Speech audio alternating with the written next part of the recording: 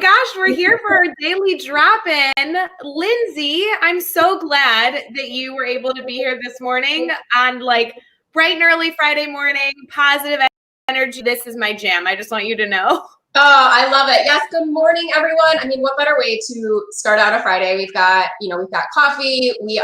I'm not going to lie though, that countdown gave me a little bit of anxiety. Okay, can we talk about the countdown, guys? It's new for us. So like, I feel every time I turn it on, I'm like, ooh, we're jamming.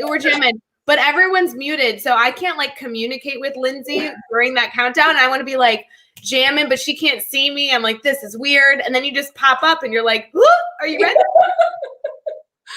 So fun. Good morning to everybody. I love like when the comments start strolling. This is the best part of being live, is just to not only be talking shop with you, Lindsay, but also to be here with all these fun and amazing people.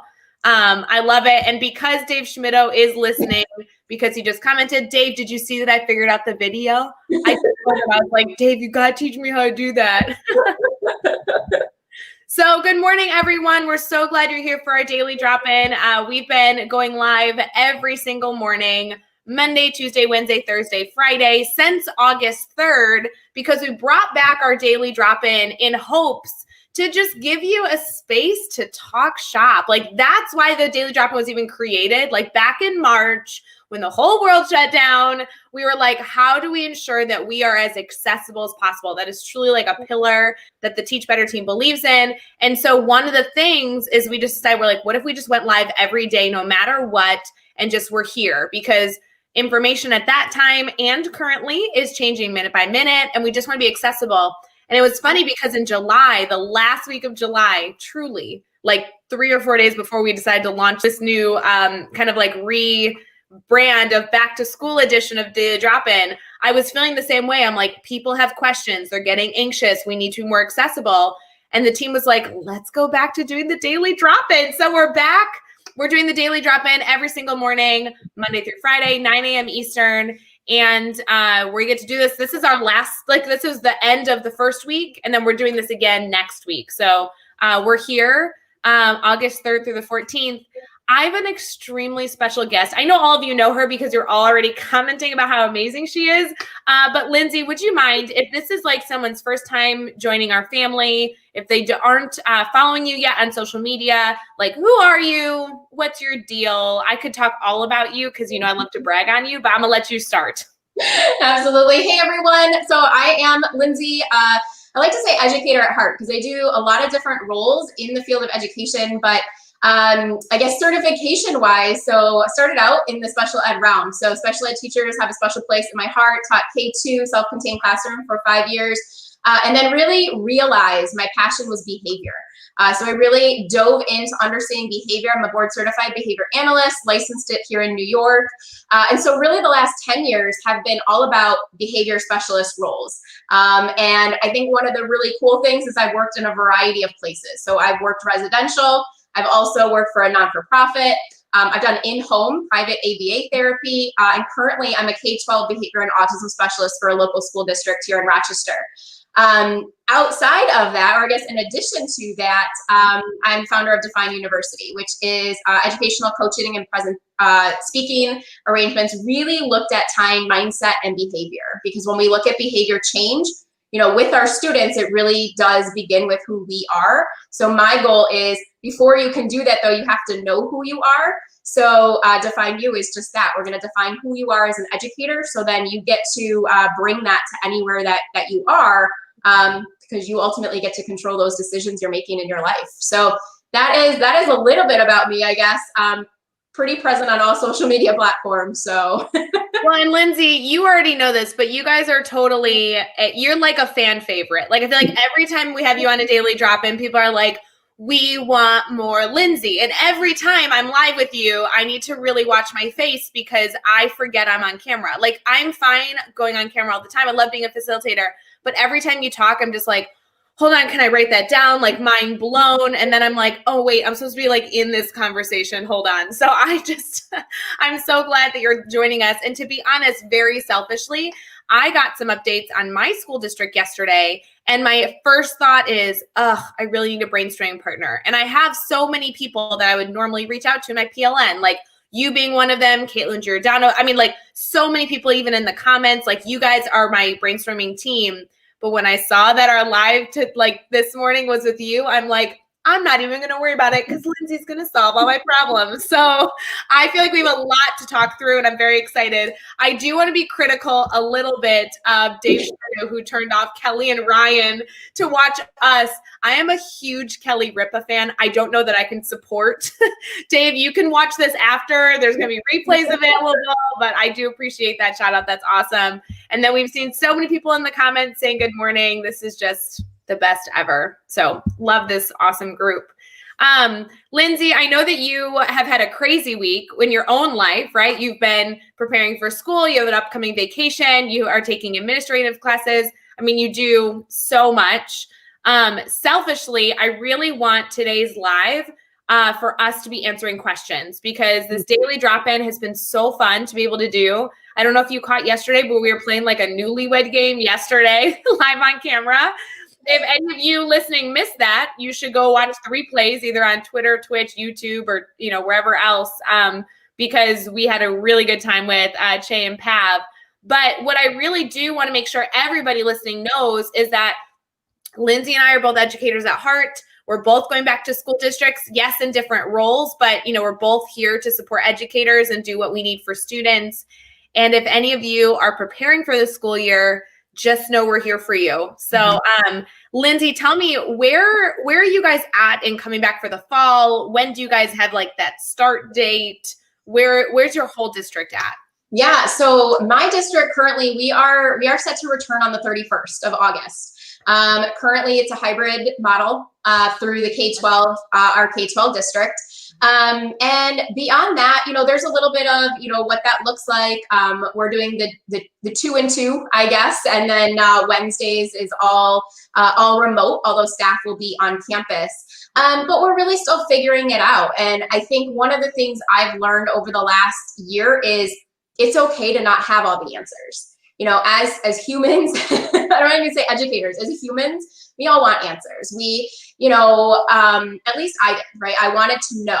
But what ended up happening is by needing to know, and I'm going to put needs in quotes because we don't actually need anything in our lives. We already have it all within us. I know it sounds corny, but the moment that I could stop wanting or needing something like out in like future land, and I could actually say, but what do I actually have right now?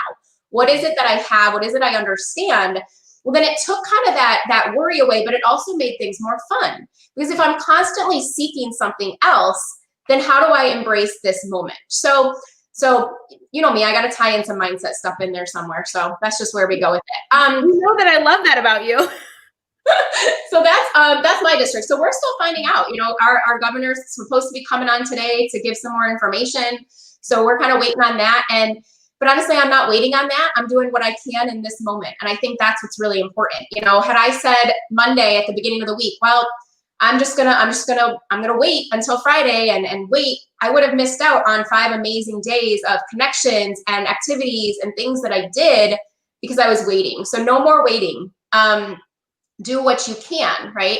And my daughter, we live in a smaller district. She's set to go back 5 days a week because their numbers are small in the school. It's smaller, so it's been figuring out logistics. Of course, it's been figuring out schedules and all that. But at the bottom of it, it's not through a sense of worry. It's not through a sense of what if. It's through a sense of confidence. We're gonna make this happen. It's good. We're gonna figure it out. We're gonna find a way because I always do. I trusted myself enough that no matter what, I'm going to figure it out. And so I think having those standards that we can fall back on, just like we have standards in the classroom, we also have standards for our life, for who we are, and standards of living.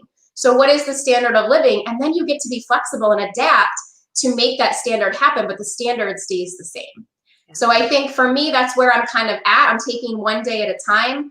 I'm actually going later live to talk about this whole being present over positive.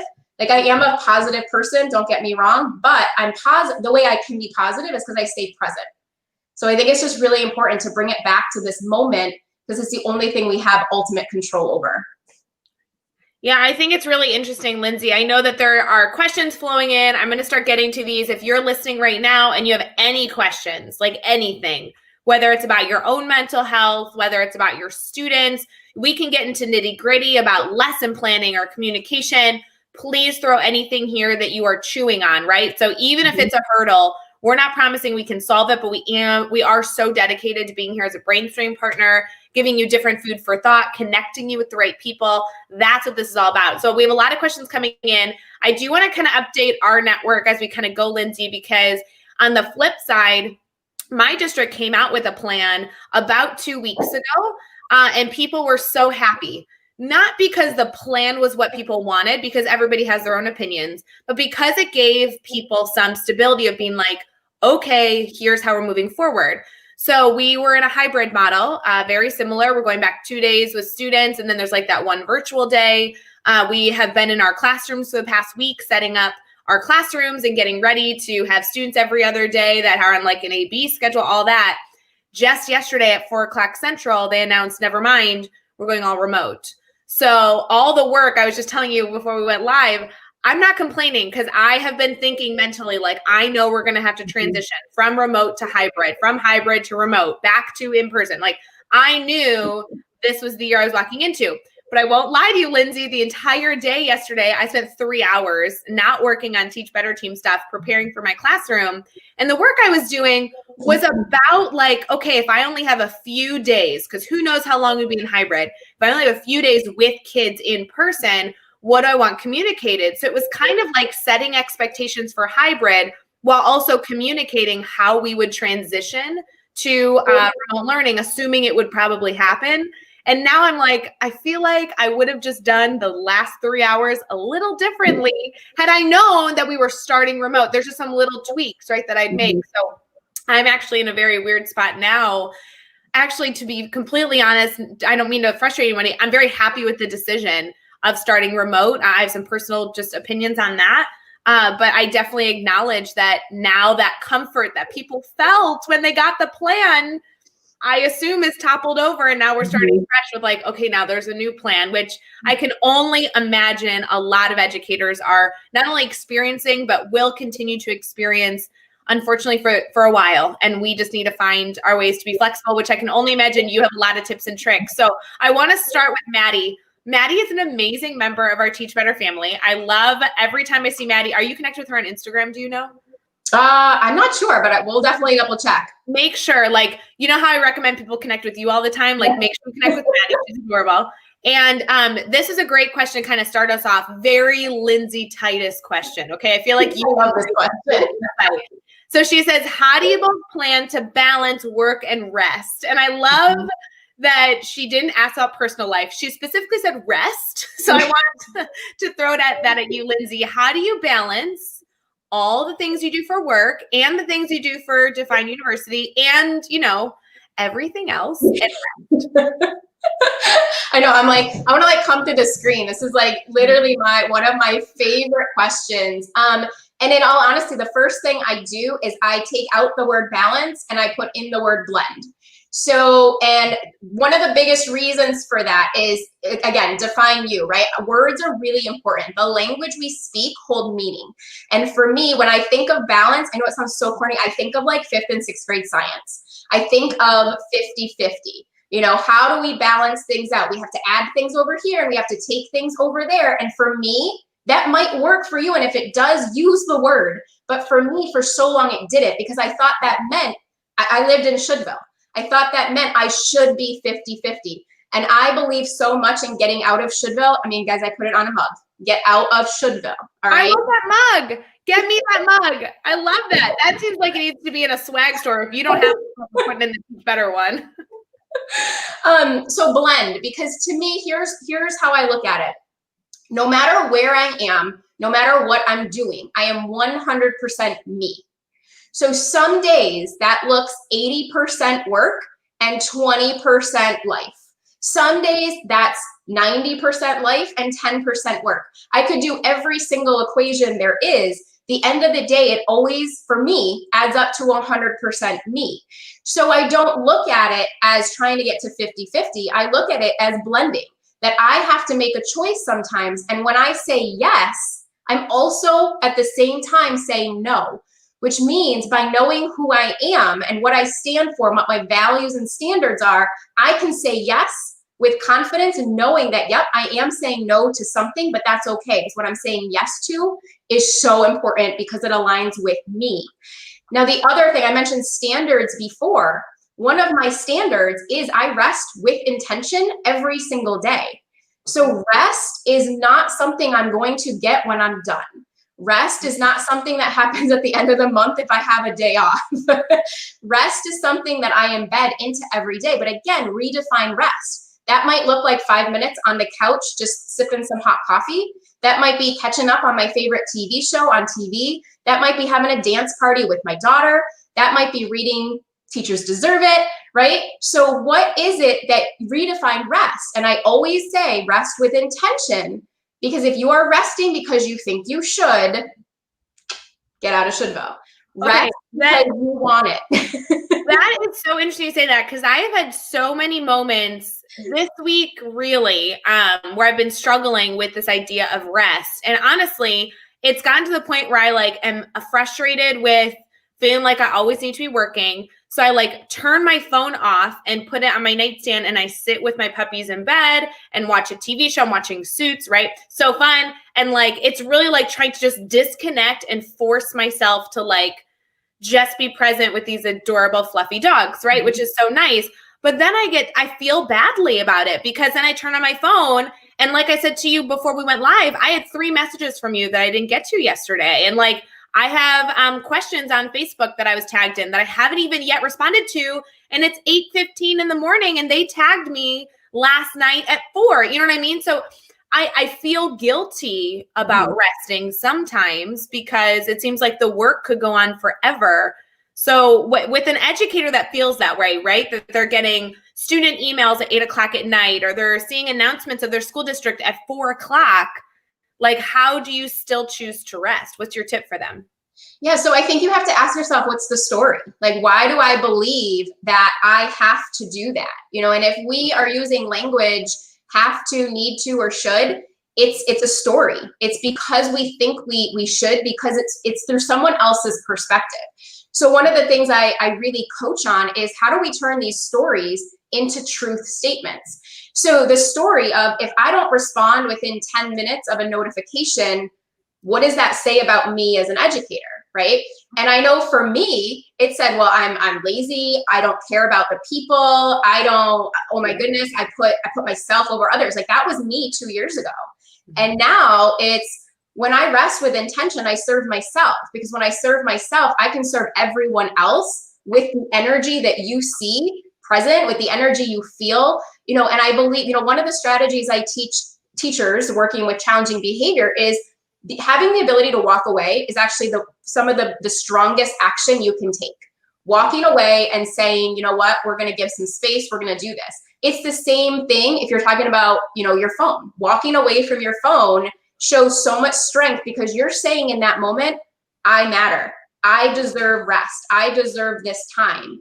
And if those guilty feelings come, then one of the other comments was what tools or apps? I honestly just use paper. Grab some paper and write down why you feel guilty. Get it out of your head, right? The thoughts we hold are very powerful. The words we speak, even more powerful. But the actual written word is so powerful, because we're utilizing all the senses, right? We're making it tangible.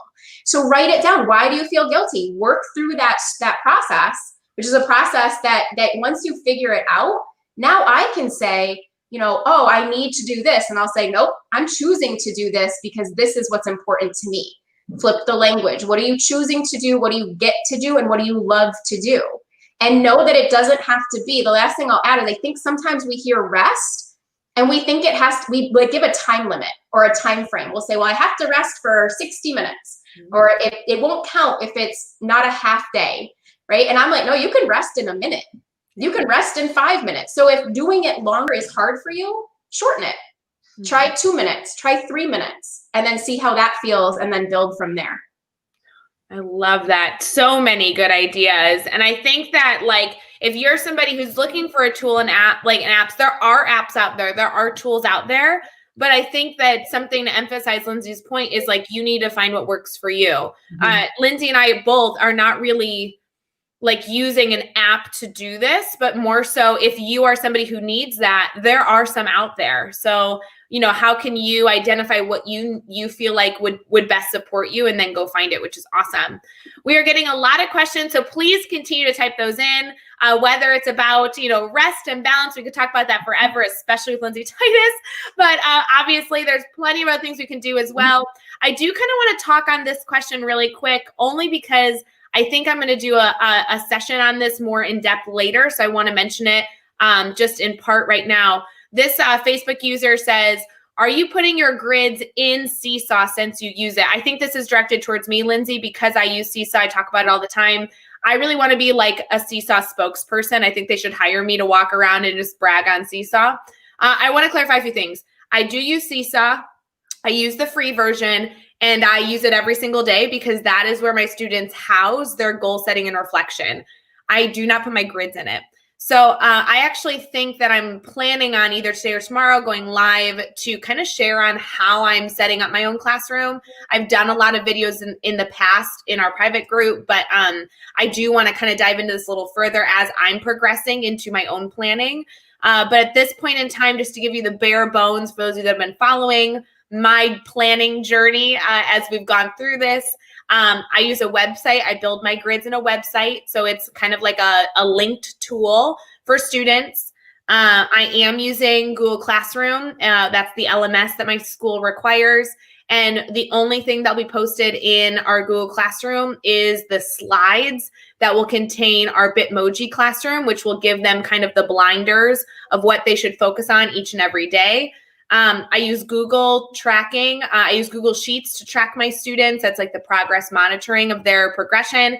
And I use Seesaw to document goal setting and reflection. And to be honest, I know that sounds like a lot, but the use of Bitmoji Classroom actually has helped me really, really be purposeful and telling students exactly where they need to go with those blinders. So it doesn't feel like a ton of tech tools, and more so they know exactly where they need to go thanks to that super easy tool that I did a live on earlier, but I've still been adapting. So I hope that gives you a little food for thought. I do hope to kind of like dive into this deeper in terms of how I'm setting up some of these resources, especially with the transition of hybrid and remote and wanting to transition fluidly.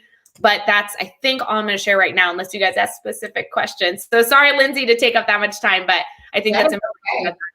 No, and I think just to piggyback on that, or something I was thinking of is, you know, again, there's so many ideas out there. I think sometimes, you know, people are like, I don't have ideas. And I don't know that that's actually the frustration. I think the frustration is I don't know how to take the ideas and make it work for what I need in my classroom.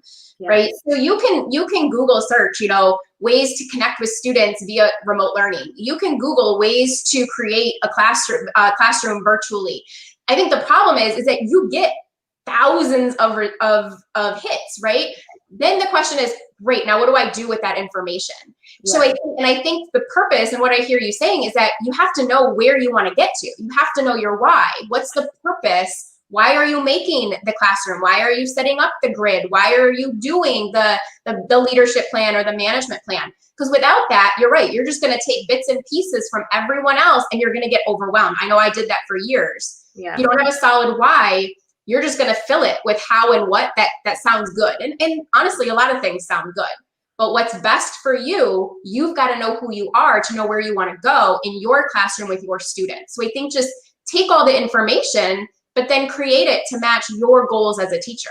And I think, and Lindsay, God, you said that so much better than I could ever articulate. I think that's why I feel the need to go live later to talk about these things, because I don't just want to be like, goal setting reflection, use Seesaw, tracking, use Google Sheets, I build a website. Like, because none of that means anything to you unless you know why I made that choice. Because to be honest, I don't care where you put your grid. Do a PDF, do a Google Doc, literally, it doesn't matter to me at all.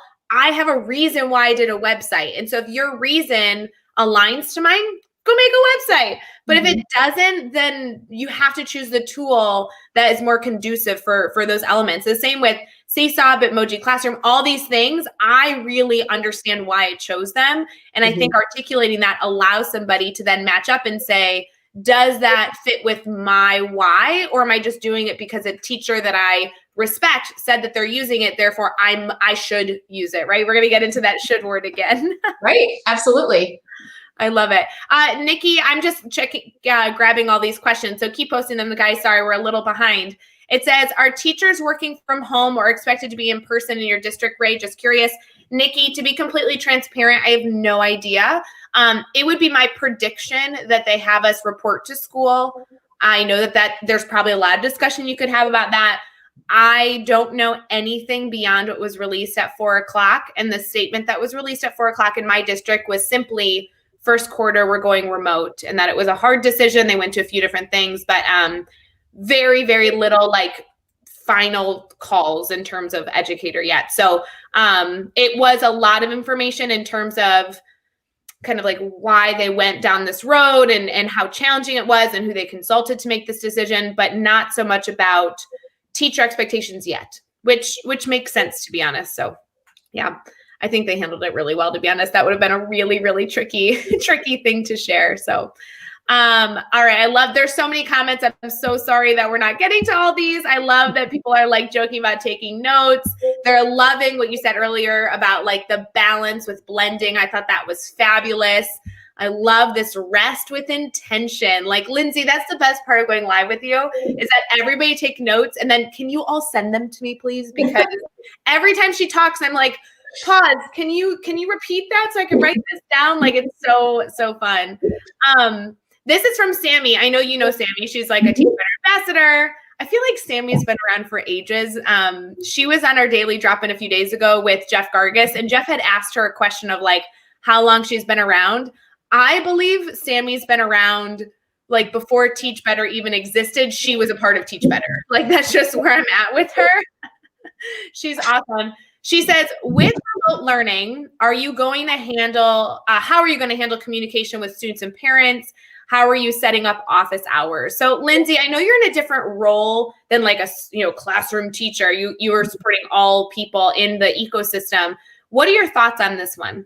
Yeah, so I've been actually thinking about this a lot because in the spring, I didn't really have a great system for it. So I'll kind of share what I did. So again, I'm K-12 behavior specialist. So I go across 10 buildings in my district. And so it's really more of a district level position, but on the teacher, front.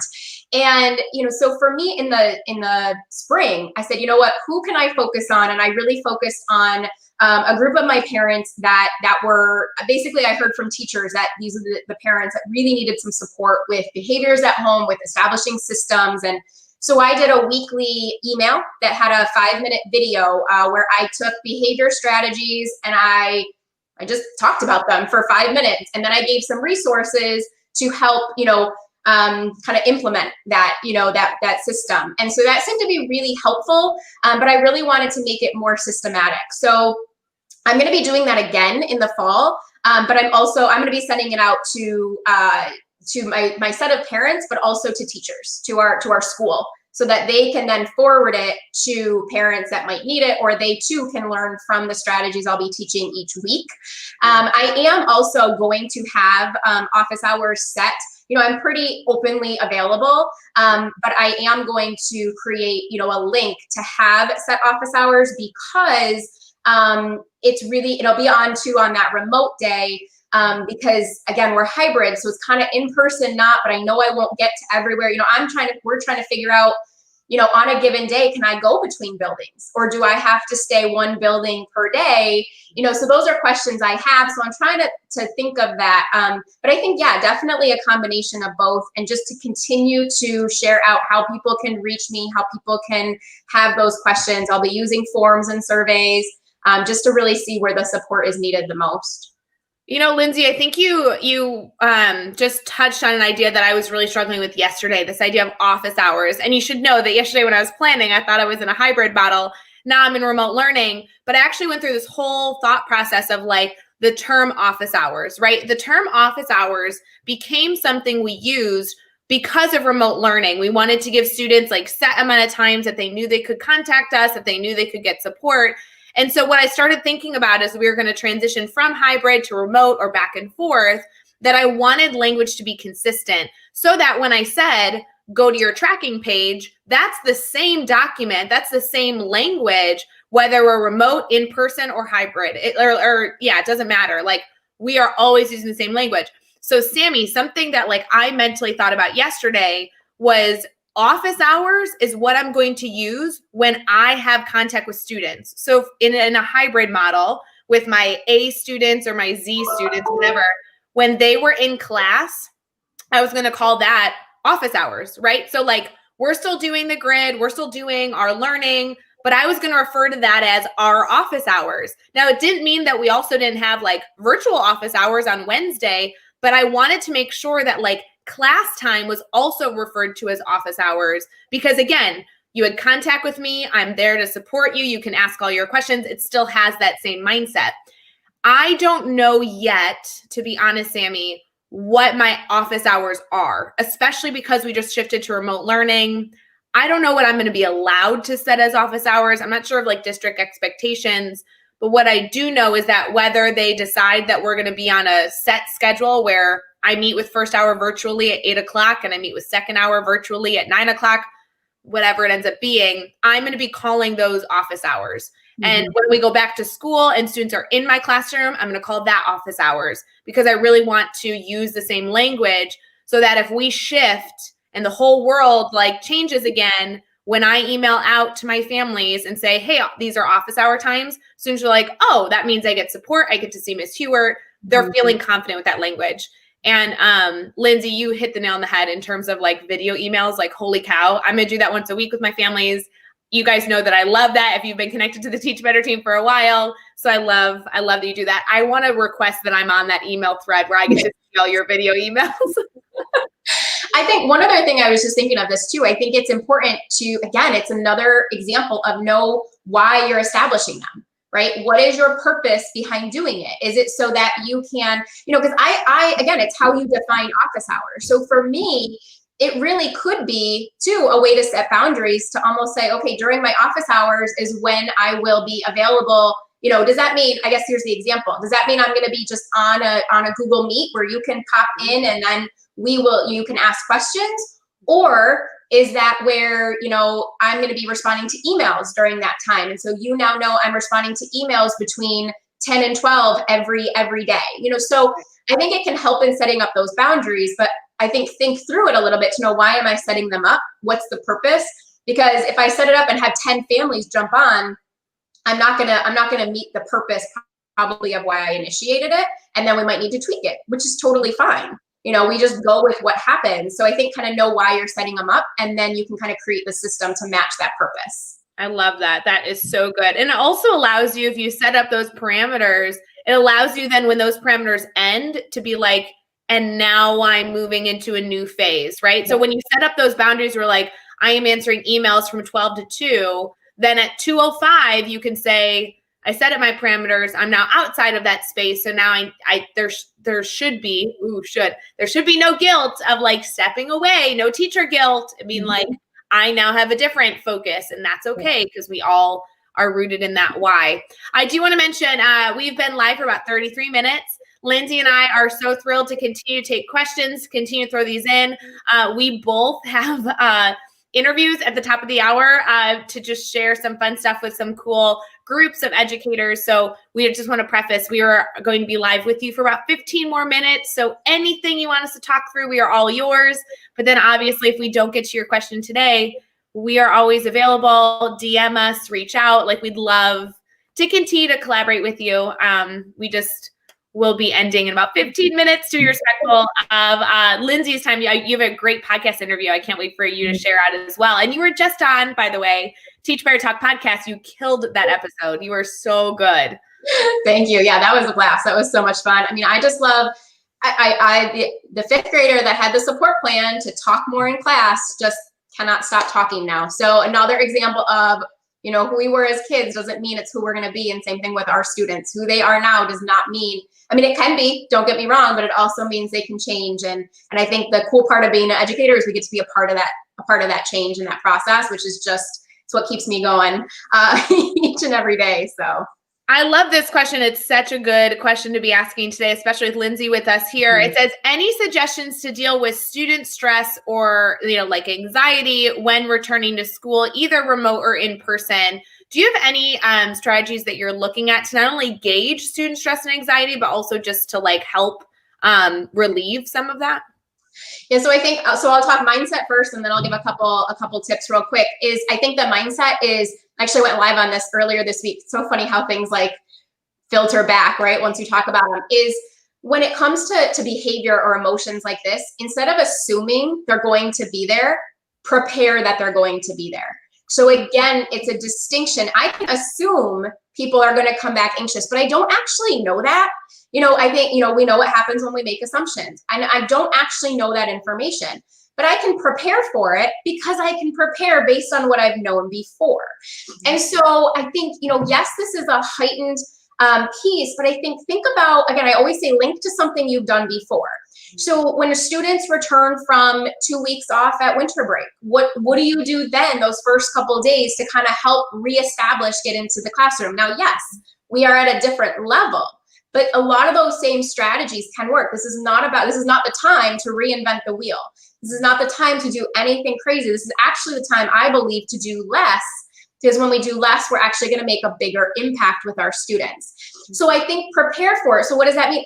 I love, I call it preventative phrasing or speeches, and just give that speech. Say, guys, I don't know about you. I'm feeling, anxious. I'm feeling stressed, and this is what I do about it. And if you are feeling these things, and again, whatever level your student is at, you can use pictures, you can use memes, you can use, text bubbles, whatever you want to use. Here are some ways we can work through that. I think it's not an if, or it's not if, it's when, right? It's going to be present. And I think calling it for what it is. Don't let it be the elephant in the room. Like, call it out, have conversations about it, be open with it. I have a 6-year-old at home, and she told me the other day, I'm nervous. So we had a conversation. I dropped what I was doing. She does really well with pictures. So I brought out a piece of paper and I said, okay. And we drew a little thought bubble. I said, tell me what's in your thoughts right now. And she said, I'm scared. I don't know if my friend will be in my class. I don't know who my teacher. So she had all these fears, these worries. So we wrote them all down, and then we did things with them. Okay, what can we do about it? So I think, make it tangible, use, because again, help our students get out of their heads. And I think sometimes by just owning to say, if this is what you're feeling, that is totally okay. But also know, if you're not, that's okay too. We're all allowed to have those independent emotions. And so I think, working through it, it's what can I teach? It's not, again, I think it's what can I teach you? What skill can I teach in order to help you reduce? And so maybe that's through a Google form check-in on how are you doing today? So I know who to reach out to, maybe independently or after the fact. Maybe it's the use of just colored systems. Just have the conversations through books, through music, through however it might be. I think it's kind of just owning it is the first step. I love that. And yeah, owning it as the first step is totally right. I mean, sometimes it just feels good to express your concerns to someone else. And while there isn't a solution, it's nice to have the knowledge that somebody else kind of knows, like somebody else has your back, somebody is just aware. And that way, if something changes or you react in a way that isn't right, that, that somebody else in the room kind of knows where that might be coming from. And I think it's really true that sometimes we just need to create those strategies and, build those partners with. I know it's great to see so many people in the comments, because a lot of you use each other as those support systems. You use us as those support systems, and we're thrilled for that. And so when we start doing that same model to our students, I think there's a really powerful element there as well. Candace posted a question here that says, my struggle with how to implement office hours when I know some of my students only have access to to tech at certain times of the day. I want to be able to support them when they need it. Lindsay, this question's interesting to me because, Candace, I have the same issue. I was actually talking about this yesterday with a friend on the phone, where, okay, I don't know how much of a can of worms I want to open right now. I should be careful. I guess my point is, I agree. And that's my concern as a teacher as well, that if they say, hey, Ray, I need you to show up to work between 8 and 4, and you're going to run your normal schedule, then in my mind, I'm like, well, then I'm not going to have office hours from 6 to 8 because I've already worked a full day. Whereas if they give me some flexibility, I might have office hours at 9 to 10. I might have office hours 12 to 1. I may have office hours like 6 to 7. I could spread out throughout the day and try and get all those students' needs. And so I think, to me, Candace, and one element I want to throw to you, Lindsay, is yes, I don't know how to do that yet either, which is why I personally am looking for my district to give me some feedback on their expectations, because then I can make the best decision possible for me and my students. But Lindsay, can you maybe tell us if Candace and I, and maybe many educators, are anxious about just wanting to do what's best for students, but also find like the ability to not feel badly about not working in the evenings and things like that, any tips and tricks you might want to support there? Yeah, so I think for me, one thing that immediately came to mind is we can always do more, but it's really hard to do less. So if you set up, 6 different office hours throughout the day, and then your expectation for yourself is I'm going to keep doing this every day, then what happens on that day where you just can't? What happens on that day where you're like, I'm done, right? So if you set up a morning and an afternoon one, and then you get, I think then the missing or the middle piece is set up a system where you can have that check-in, and you teach your students, again, depending on age, if it's a red, if it's a high alert, then they know to put that like in the subject, or they know to teach them to put that in the message. So then it still is your decision. Now, I think 99% of us are going to say, you know what? Yes, it's a red. I've taught them what that means. I'm jumping in. I'm going to do it, because you can do more. You can always show up more. But if you set the stage for this high bar, and then you're like, I just can't, again, that's okay. Everything's okay. There's no good or bad, right or wrong. Right. But we believe it to be that way. So I also think it is important to recognize that it's how you define what being an educator is. And I can't give you that definition. You can't give that definition. For me, I do I'm going to say a majority of my work between the 8 and 4 hours, but nowhere in my mind does it say that I'm not going to ever do work at night, or I'm not going to do work on the weekends. The difference is I choose it. I choose it. So the standard is I choose my schedule. My schedule does not choose me. That then allows, so that's my why. I then get to choose what that what and how looks like based on the day. Because at the end of the day, we do have to make decisions. If I jump on a call with a student at 5 p.m., I'm then saying, family dinner time has to wait for a minute.